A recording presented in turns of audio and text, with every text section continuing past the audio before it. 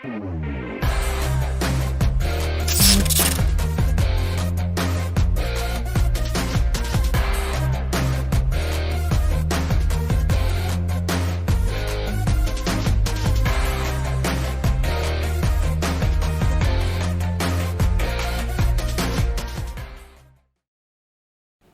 smart investor to my channel Nizar Iman. Jadi di episode kali ini kita akan membahas tentang IHSG. Seperti yang udah kita ketahui, IHSG itu sekarang berada di posisi 5.760-an ya. Dan itu sudah turun beberapa hari ini. Oleh karena itu kalau bisa kita lihat di sini, itu berita-berita buruk itu sudah mulai muncul teman-teman ya. Jadi IHSG diprediksi lanjut melemah, IHSG ambruk dan segala macamnya. Oleh karena itu saya buat video ini agar teman-teman semua yang kepikiran, yang bingung mau ngapain, itu tahu apa yang harus dilakukan, plan apa yang harus dilakukan, gitu ya. Itu adalah tujuan saya. Nah, yang pertama akan kita bahas ya tentunya dari segi fundamentalnya sendiri. Kenapa kok IHSG bisa seperti ini? Singkat aja. Memang sebenarnya secara fundamental itu Indonesia itu masih belum terlalu baik ya. Terlihat dari Q1 kemarin itu pertumbuhan ekonomi masih minus ya, masih minus, belum positif. Ya, ini diprediksi ya, kira-kira kuartal 2 ini itu mungkin masih minus juga. Kenapa? Karena ada larangan-larangan mudik, terus pembatasan sosial, itu ditakutkan mempengaruhi pertumbuhan ekonomi. Sehingga IHSG fundamentalnya juga kurang bagus karena COVID ini juga ya.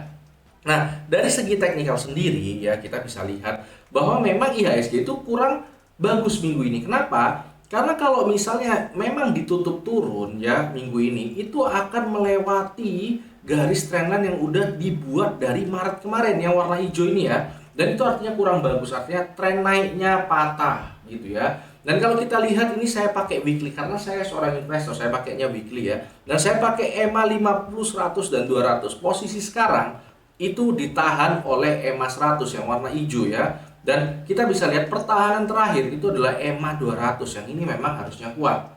Tapi kalau ini dijebol ya mungkin akan lebih dalam lagi penurunannya gitu ya. Nah sekarang pertanyaannya, kita sebagai seorang investor itu harus gimana? Ya tentunya kita harus siap.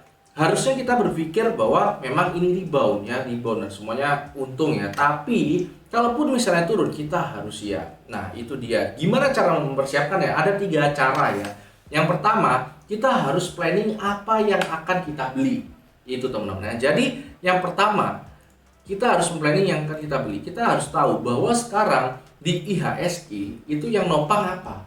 Gitu ya. Kalau kemarin-kemarin sempat turun itu ditopang oleh finance. Nah, sekarang indeks yang masih cukup baik itu berada di sektor mining. Kalau saya lihat ini mining ya, pertambangan ya. Itu masih cukup bagus. Kalau kita lihat, ya contohnya aja consumer, misalnya kita ambil ya. Nah, itu hancur banget. Kita bisa lihat ya, dari sini, dari grafiknya. Nah, kita bisa lihat hancur banget. Terus kita bisa juga lihat, misalnya dari finance, yang biasanya jadi penjaga IHSG. Itu seperti apa kira-kira? Kita lihat dari finance, juga gitu, turun, terus masih sideways. Dan ini juga cenderung turun ya. Terus kita juga bisa lihat mungkin dari infrastructure. Nah, ini ya, kita bisa lihat. Nah, di infra ini kira-kira seperti apa? Ya sama saja teman-teman ya. Ini cenderung turun. Yang naik tadi cuma kelihatannya adalah pertambangan, mining. Nah, kenapa kok bisa seperti itu? Karena seperti yang sudah saya bilang beberapa video sebelumnya juga mungkin saya sudah bilang ya, bahwa memang batu bara itu lagi bagus harganya. Kita bisa lihat di sini ya. Dan ini kalau teman-teman memang masih belum paham kira-kira kenapa kok batu bara bisa bagus ya harganya, karena memang China dengan Australia itu masih ada konflik. Jadi China itu membatasi impor Australia ya, sehingga supply dari Australia itu berkurang. Ya, gini masalahnya teman-teman ya. Kalau selama China dan Australia itu masih berkonflik, harusnya memang stabil di 90-an atau mungkin lebih ke atas 100. Nah, itu harusnya memang kalau tidak mendongkrak harga sahamnya sekarang, harusnya di akhir tahun karena laporan keuangannya bagus-bagus, itu harusnya mulai terlihat hasil dari investasi kita. Gitu teman-teman ya. Dan kita bisa lihat di sini ya, kita bisa tahu ya kalau misalnya saham-saham seperti, kita ambil contoh dulu ITMG. Nah, kita bisa lihat meskipun indeks anjloknya lumayan, ini masih relatif, meskipun belum naik banyak ya, ini masih sideways. Ya, jadi harusnya kalau IHSG naik, ini juga harusnya ikut naik lebih kencang dibandingkan yang lain.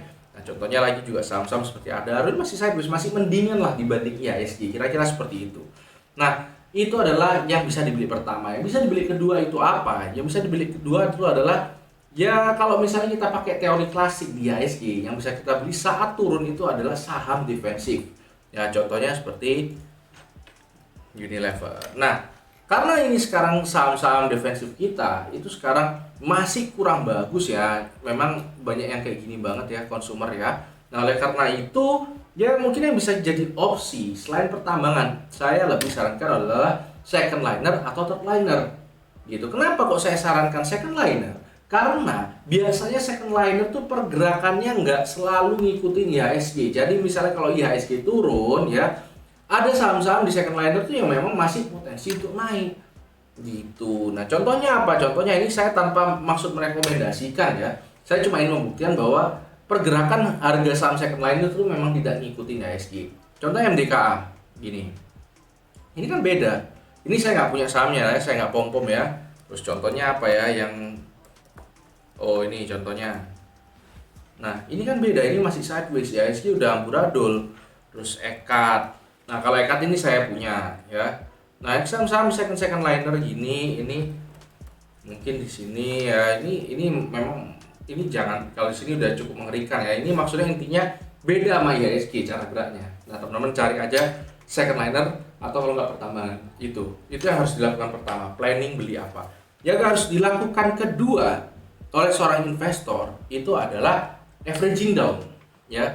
Jadi kalau kita lihat saham di sini, kita harus tahu ya bahwa seorang investor itu tidak timing the market, tapi time in the market ya. Jadi artinya apa? Artinya seorang investor itu nggak harus nunggu pas-pas banget merah seperti ini baru beli, nunggu pas-pas banget ada ngisi gap baru beli gitu ya. Nah, artinya nggak perlu nungguin rebound bahkan. Nah, itu yang penting, time in the market. Jadi nyicil aja selama turun kayak gini, nyicil ya, nyicil. Belinya dari duit apa? Nah, itu belinya tuh harusnya kalau dari instrumen investasi lain diambil yang udah untung dimasukkan ke sini ya. Kalau turun gimana ya, dibeli lagi. Makanya nyicil, time in the market. Jadi kita main kira-kira berapa lama kita bisa nge-hold, itu investor. Tapi kalau untuk trader justru yang harus dilakukan itu adalah lebih baik nunggu sinyal rebound. Kalau bisa dengan volume baru meyakinkan baru masuk, gak apa-apa ketinggalan dikit, yang penting aman, safety gitu ya. Itu harus dilakukan kedua untuk investor dan trader. Yang harus dilakukan ketiga itu adalah kita harus lihat ya, BTC, Bitcoin yang kemarin-kemarin tuh memang hype banget ya. Dari 60.000 turun jadi sekarang 39.000 ya. Lumayan deg-degan kalau pegang. Nah, sekarang kita harus ambil hikmahnya. Apa hikmahnya? Hikmahnya adalah diversifikasi. Jadi kalau kita mau invest itu jangan sampai all in ya. Kalau kita bisa bayangkan, kita itu kalau pakai IHSG sama kripto aja kita masih rugi ya. IHSG turun, kripto turun. Jadi kita harus bahkan lebih dari itu. Contohnya apa? Contohnya adalah emas ya, XAU. Misalnya kita lihat XAU ini, kalau misalnya kita lihat dari bulan Februari ya, awal Maret sampai sekarang tuh harganya malah naik ya. Ya kita tahu lah, emas itu adalah safe haven. Kalau misalnya bumi atau misalnya dunia ini lagi gonjang-ganjing, emasnya naik, ya itu wajar. Atau kita bisa masukkan seperti kayak obligasi, atau misalnya kita bisa masukkan reksadana yang diatur proporsinya aja, tergantung dengan profil resiko masing-masing orangnya gitu ya.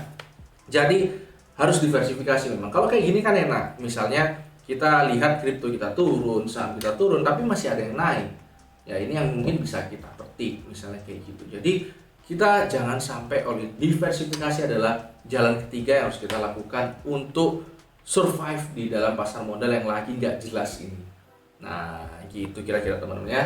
Itu aja episode kali ini ya, karena ya kita ya semoga pokoknya kita cuan lah selalu di saham. Mohon di like, komen, dan subscribe ya. Dan mungkin kalau teman-teman tertarik apabila ada ya topik yang mau dibahas, contohnya seperti kripto yang lagi turun tadi saya lihatkan, teman-teman komen di bawah aja.